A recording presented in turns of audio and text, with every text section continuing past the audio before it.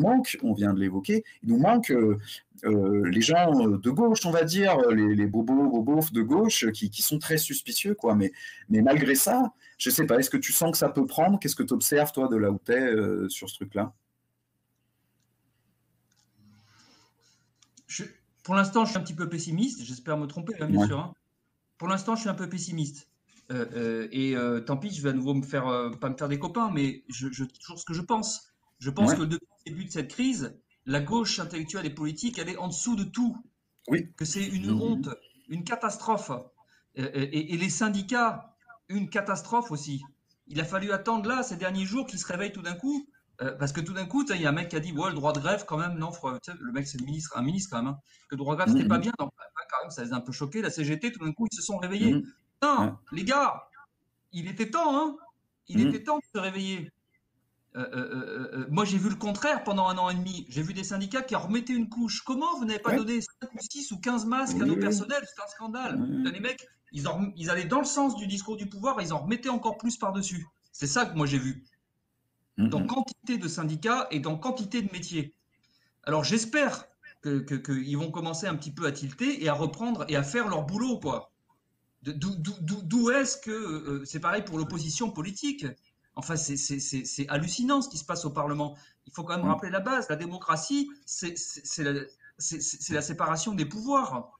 S'il n'y a pas de pouvoir, législatif, si le pouvoir judiciaire est sous cloche et si le médiatique, en fait, c'est la com du gouvernement, il n'y a plus qu'un seul pouvoir, c'est le pouvoir exécutif. Et dans ce cas-là, oui, il y a un risque mortel pour la démocratie. Oui. Enfin, voilà, c'est des évidences, mais qui sont perdues de vue par la classe dominante. Hein. La séparation des pouvoirs.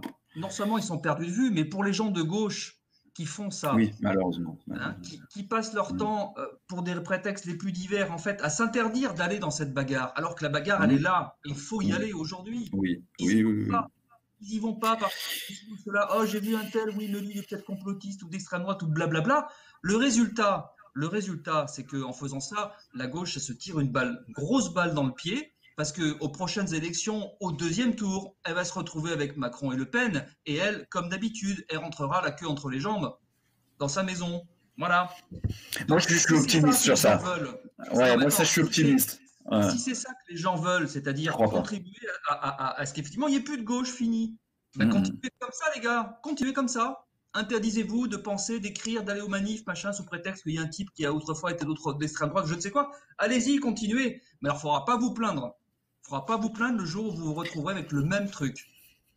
Je ne sais pas si c'est dans la gauche parce qu'ils essayent de s'en démarquer, oui, bien sûr, mais il y a la France insoumise quand même. Moi, c'est mon cheval. Hein. S'il n'y a pas un soulèvement populaire à la rentrée, ça, c'est mon souhait le plus cher quelque part. Et je pense que c'est ma stratégie privilégiée, c'est qu'il y a un soulèvement populaire qui emporte tout, mais c'est pas gagné quand même. Et s'il n'y a pas, je ferai campagne. Je suis allé aux amphis d'été de la France insoumise l'année dernière pour leur dire ça. Ça a été assez peu entendu quand même sur la pandémie. Là, cette année, j'y retourne. Il y aura Barbara Stiegler. J'ai essayé de leur suggérer de t'inviter. J'imagine que tu n'as pas eu de nouvelles. Mais... J'ai aucune nouvelle. Et la France est un bon exemple. En fait, ils sont très divisés à l'intérieur sur cette question-là. Et par ailleurs, ils sont très timorés. Timorés, à commencer par Jean-Luc Mélenchon. Qui est par ailleurs capable sur d'autres sujets, hein, de courage, de perspective, de hauteur de vue. Je ne parle pas m'intéresse pas à sa personnalité ou la façon dont il cherche.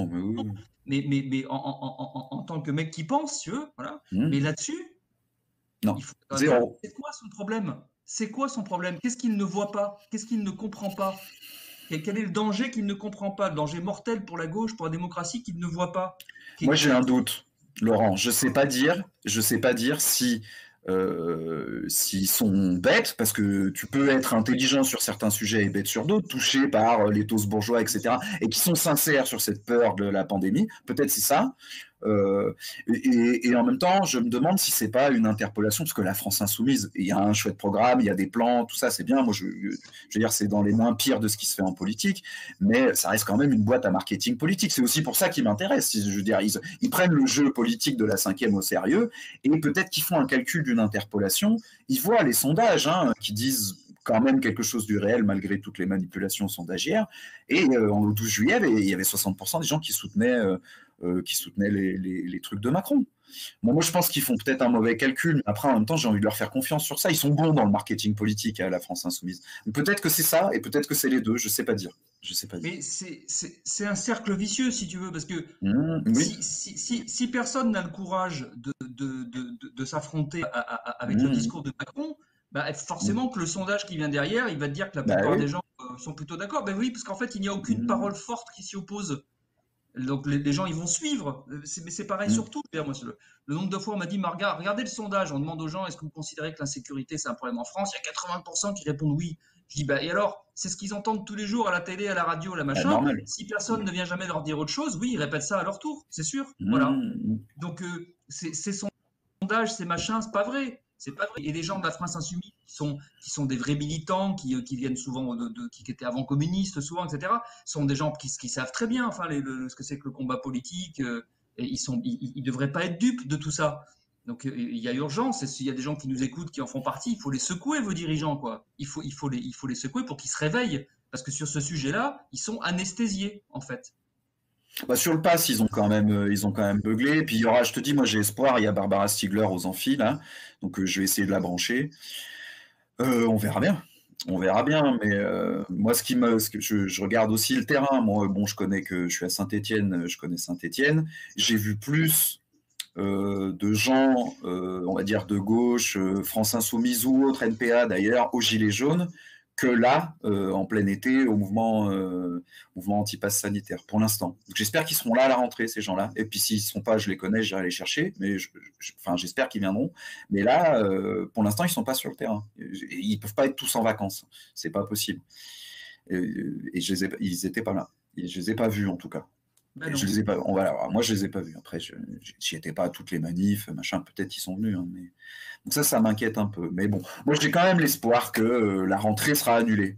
J'y crois, tu vois, j'ai envie d'y croire. Je me dis. Et sur les élections présidentielles, si jamais il y en a, parce qu'on peut avoir un petit doute.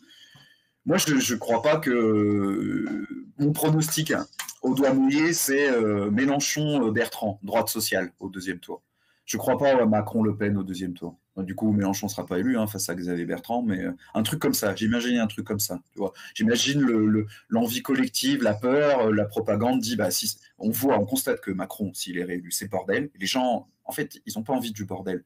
Soit les jeunes, les vieux, globalement, les gens, je sais pas ce que ça veut dire, mais Le Pen, on sait que ça va être le bordel, ne sera pas élu.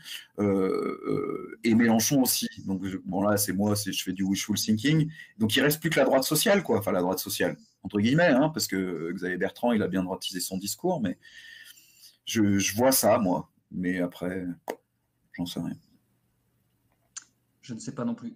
Ouais, voilà, ça sert à rien. Voilà. Mais moi, je suis très inquiet. Je suis aussi père de famille. Ouais. Je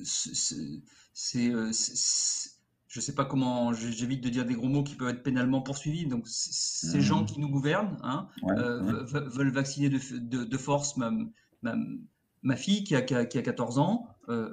C'est absolument. Voilà, tout. Moi, je suis très inquiet de beaucoup de choses qui concernent la vraie vie et qui vont m'impacter directement à cette rentrée, comme beaucoup d'autres. Je répète que c'est un moment crucial, je pense, que nous vivons. Un moment politique qui, quoi qu'il arrive, qui fera date, c'est tout à fait évident.